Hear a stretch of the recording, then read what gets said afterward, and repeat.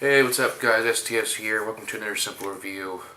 I should be calling these the two fake movie reviews because I had a terrible fucking cavity or whatever and I got until Monday and this is Wednesday or Thursday. So who knows if I'll get this uploaded in or not because I'm using the camcorder. Today's movie we are reviewing is a movie that I always bypass. I bypassed this horror movie for a long damn time. As a young child, I used to go past this VHS cover when I was a DVD right here, but scared to death. But then when I'm looking back and I'm looking at it, after watching this film, it's like, wow, I'm really intrigued about this series. I'm gonna say, Clive Barker's Hellraiser, Pinhead. I mean, what can you say about this film? I mean, I've always bypassed this film, as a kid, Days Video, maybe. And, I never saw the Hellraiser films. I always wanted to see it. I did see when I was younger, but the whole BDSM, like the whole guy gets killed at the end, oh, spoiler alert, sorry. Where his face is all stretched out and said, Jesus wept, But now watching it now, back again, I enjoy it. But the thing is, though, I thought that Pinhead was I thought it was all about him.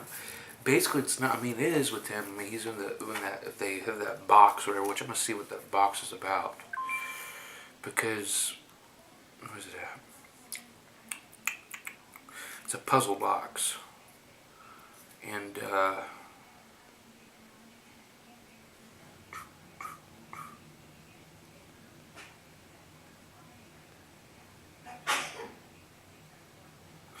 don't know. It's just I enjoy it, but I felt like it was like a slasher or anything to it, but he's the most, because I thought it was all about him, but he only shows up Pinhead with the Cenobites like 3 or 4 times, because if you open the puzzle box, that makes them come. You open, you push the box. We came to you. We'll tear your soul. Doug Bradley plays Pinhead, by the way. But let's just talk about the whole plot here, though. But basically, before that, I mean, if you're into, this is one of the more original, memorable horror films, yeah, this is pretty damn good. At first, I was like, I'm not going to get into it, but, I like the whole place at this house, where this guy, the brother of the guy who did it, the first of it, takes him with his new wife, who's basically, which was kind of weird. So we can just basically talk about it before that, but I definitely recommend this film. I love this film. I'm definitely going to check out the series. I'm definitely going to rent the second film. I'm trying to get to watch all these. Now, I know some of the Hellraiser films are not liked, but it's my turn to check it out. And there's a dog in the background. It's my old dog. But basically, when Kirsty Calton's family moved, man, I'm going to be so irritated. This fucking dog is annoying as hell. My grandma's dog. When Kirsty, this is what it says in the back. When Kirsty Cotton's family moves into an ancestral home, they're terrorized by the resurrected corpse of her uncle, who requires the flesh of murdered innocent victims in order to become whole, which was the guy who died first. You think gets ripped fucking apart. The special effects is fucking awesome on here. I don't say who did the special effects on here, but it's on there somewhere. But I mean, it was just the way it chooses. Fucks this, destroys the skin, nails it. It's like this bondage BDSM shit, which I fucking enjoy. Well, not really enjoyed like the porn aspect, whatever. But I mean, the shit here was very interesting and entertaining. Frank's brother comes, because he doesn't. His name's Frank, and then his brother, which he ended up buying this damn box for I don't know how much money. Why in the hell? And there's no way in hell that I would buy this box. What the fuck is it? And I don't know. And, but the thing is, though, Frank's brother Lair comes in, and to rebuild a strained relationship with his second wife, Julie, who just had an affair with Frank shortly after marrying Larry. And, yeah, it's just weird, because his woman just, because when his daughter is played by Ashley Laurence, which I saw of the match game from Monster she was in, she did pretty good. But She wanted her daughter. Actually, they were going to want a place with her. They wanted her to live with them, and he did not. Cat, whatever the fucking Julia, and she wanted to. She's got her own place, you know. Then it cuts back to fucking damn.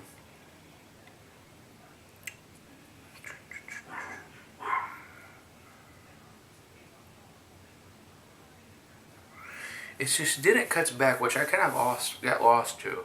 It cut back to her and Frank that she must have had an affair with him, you know, and they did have an affair, and it's like that's kind of fucked up.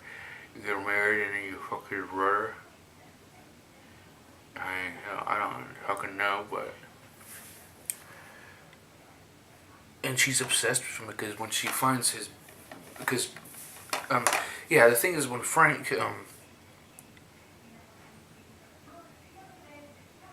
He cuts his hand because. The scene of her fucking. Finding, like, where he used to be. Getting like and having sex with him, and then it cuts back because he's helping out these movers that move their shit, but there's a snail there, and he just rips like from his hand, and then he's bleeding real bad, and he goes in that room, and then that room is basically where this Frank's corpse is down below a bit, and blood goes through it, so it makes him like a blood skeleton. And she agrees to harvest blood for him, so basically he needs blood to be human again.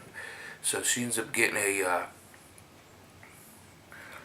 Like bringing innocent people here just to get killed. And yeah, I thought that was pretty cool, you know.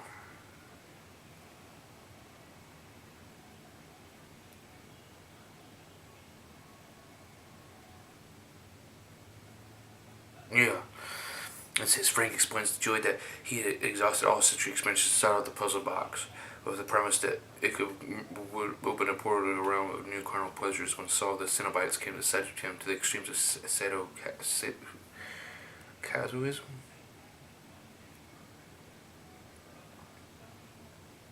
It's like S&M shit. To experience sensations beyond the physical pleasure and pain, which it's, yeah, there's fucking beat the hell out of her.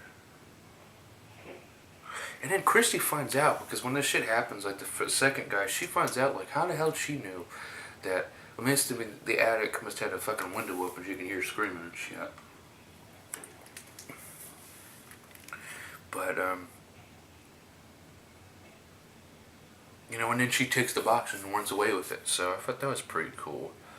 But here, there's one spot that they don't talk about. I'm reading some of this plot from the fucking damn,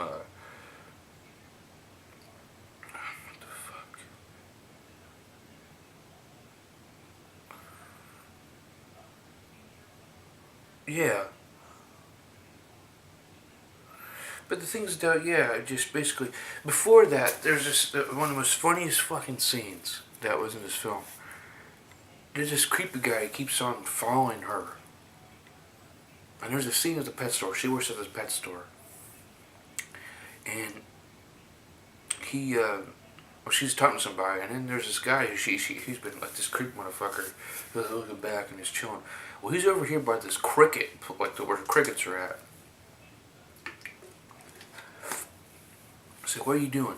You know, and then he has that look, and he just looks like, he just looks, and then he has his hand in the crickets, in the cricket aquarium, whatever, pulls it out, and then like puts it back, and then he just eats it. She's like, oh my god. You hear the crunch. She's like, you get out, and he's like, crunches again, leaves. I think that was the most fucking, it's funny as hell. I kept laughing every time. But when Kirsty, because she goes in the attic and finds Frank, and then she throws the cube, whatever it is, the puzzle cube, and throws it out the window and grabs it. She keeps it herself. But then she solves the puzzle box, summoning the Cenobites and the two-headed monster, which is a weird fucking demon thing with a head and the damn, I don't know. Then Pinhead, their leader, explains that although the Cenobites have been presented with both angels and demons, they are simply explorers from their men seeking carnal experiences, and they can no longer differentiate between extreme pain and extreme pleasure.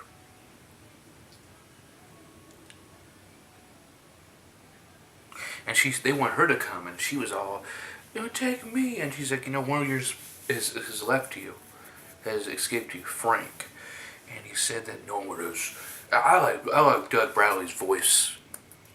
He's just his voice opinion is fucking amazing on here. So fucking awesome. And then that's when she comes home, you know, and her dad's like, because Frank would do this come to daddy. Like, I think he must have molested his niece or something, because the way he would say it, like come to daddy, come to daddy.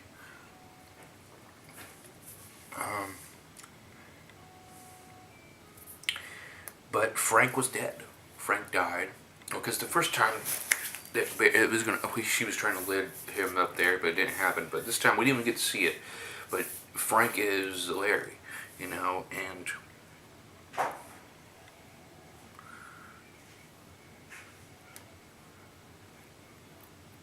then we see poisonous Frank, you know, and you see Larry's body and stuff, and then the Cenobites appear, which is the most coolest thing in the world.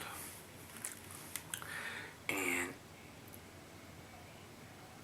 Frank reveals his true identity. And when his sexual ventures are rejected, he decides to kill her and complete his redemption. He actually stabs Julie instead, which I didn't care. I'm glad she died. She was stupid. Her titties were not that great. Didn't really care. You know, and Frank chases Chris to the attic. When he's about to kill her, someone's appear now. Sure, he's the one they're looking for. They insure him with chains that tear him apart. After his last words, Jesus wept. I thought that was awesome. That's probably the best scene about the whole thing. Is that basically fucking he's a fucking anti-demon hero. I don't know. I mean, he's not good. He's not bad. Well, he's not good, but he's bad. But he's like he's here for him. I don't know. He helps her out though, and beats the fuck out because it didn't matter. I thought it was just a dad, but no, it was him possessed over in body. But and then if you yeah, because basically you send if you send them back to hell, because they're about to go after her again. Well, she reversed the motions, and she don't do that, and then she sends her back to hell. Back to hell. So, and her boyfriend, who looks like as a young Kevin Kline, but it's not. It's a British book. It's a rip-off. It's a young guy, but that's how it is, and they escape the house. And then at the very end, that creepy ass motherfucker, she tries to burn it. He goes in there in his fire and grabs it. Basically, it's like a demon, a winged creature. And then at the very end of it, it just goes back to the same guy who was selling it to Frank, to someone else. So, I mean, several of these demons are in connection with these people, these Asian people, whatever, selling this stuff. I have no idea, but to me, that was a pretty cool fucking film. I enjoyed the blood, and the story, too. I just enjoyed the whole setting, that house, and everything. And the fucking Cenobites and him kick ass. But that is my thoughts about this film. I enjoy this film. Great fucking horror film. Definitely recommend it. This could be rewatchable, you know. It's because it's so good. I was so interested in this film. But that is Hellraiser. I'm gonna be checking back with what year is this out? Oh, I'm trying to remember. But hopefully I'm gonna get the second Hellraiser at the library, because it was there yesterday. So hopefully it will be there. If not, I'm gonna do it whenever I can. That is 1987. But I'm STS. Thank you again for watching this video, my thoughts of this film, and we'll see you for the next film whenever I can for the Hellraiser, Hellbound. Peace.